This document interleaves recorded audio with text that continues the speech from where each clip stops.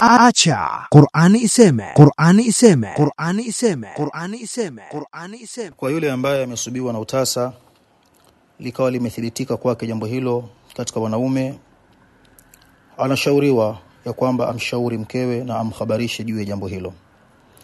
Akikubali mwanamke kuendelea katika mazingira hayo, kuishi na mume wake huyo mwenye matatizo hayo, hakuna ubaya kwake yeye wala hakuna dhambi.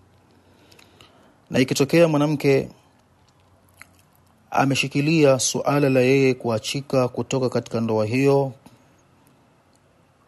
basi nasiha ambazo huelekezwa kwa mwanamume huyo aliyesubiwa na matatizo hayo, ananasihiwa amtaliki mke wake, na wala asigombane naye wala asivutane naye kupelekana kwenye mahakama, kupelekana kwa makadhi na mengineyo, bali amtaliki. Asa yakun khairi, Allah subhanahu wa ta'ala akamruzuku mwanamke huyo kizazi chake. Na huenda mwanamume huyu naye kadhalika akaja akapata mwanamke mwingine asiyekuwa huyo, na Allah subhanahu wa ta'ala akamruzuku kutoka kwake watoto. Huenda wakawa wamekosea madaktari katika kutoa hukumu juu ya kwamba yeye ni tasa au mgumba, kwamba hana uwezo wa kuzaa.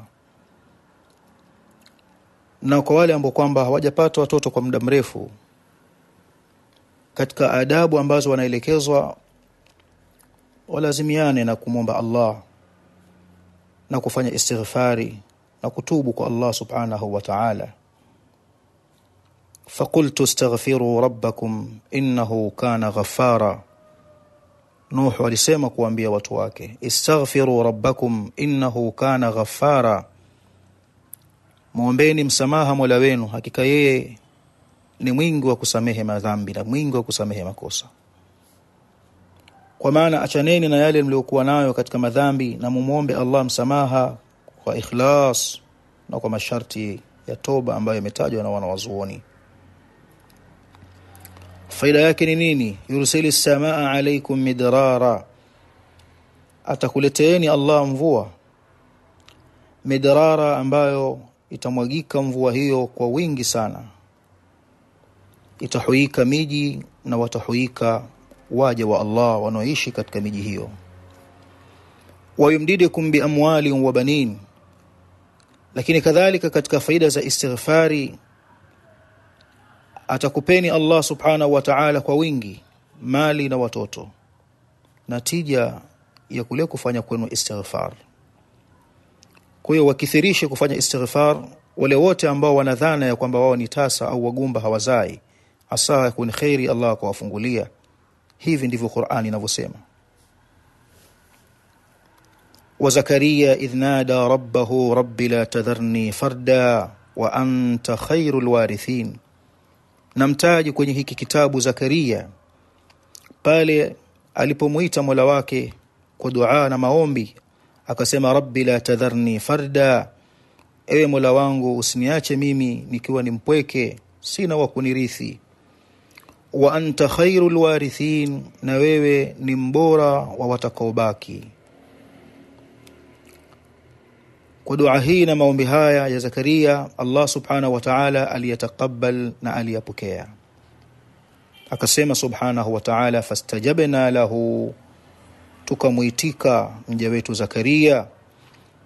Wa wahabna lahu Yahya, na tukamtunukia kwa fadhila zetu na kwa ihsani zetu mtoto wake ambaye ni Yahya. Wa aslahna lahu zawjahu, na tukamtengenezea mkewe kwa kumfanya mke wake ni mwenye kizazi, baada ya kuwa mke wake alikuwa ni tasa mgumba hazai. Tumeyafanya hayo takriman lahu, kwa kumkirimu mja wetu Zakaria aliyetuomba. Innahum kanu yusari'una fil khairat, hakika Zakaria na Yahya na mke wa Zakaria walikuwa hawa yusari'una fil khairat, wanakimbilia katika kuyafanya mambo ya khairi tuliyoyaamuru. Wayad'una na raghaba, na walikuwa wakituomba sisi raghaba, kwa kutumai, warahaba, na kwa kuhofu. Wakanu lana khashi'in, na kwetu walikuwa ni wanyenyekevu. kwa maana wamepata walioyapata kutoka kwa Allah subhanahu wa ta'ala bihadhihi alkhisal, kupitia mambo haya. Walimuomba Allah subhanahu wa ta'ala, kadhalika walikuwa wakikimbilia mambo ya khairat, kadhalika walikuwa wakimuomba Mola wao wakiwa na matarajio naye, wakimuomba Mola wao wakihofu juu ya makosa yao na madhambi yao, na walikuwa ni wanyenyekevu kwake subhanahu wa ta'ala. Haya na mengineyo humjalia mtu aliyekuwa kwenye mazingira kama haya ya ugumba na utasa akafunguliwa na Allah subhanahu wa ta'ala. Walhamdulillahi rabbil alamin. Acha Qur'ani iseme, Qur'ani iseme, Qur'ani iseme, Qur'ani iseme, Qur'ani iseme.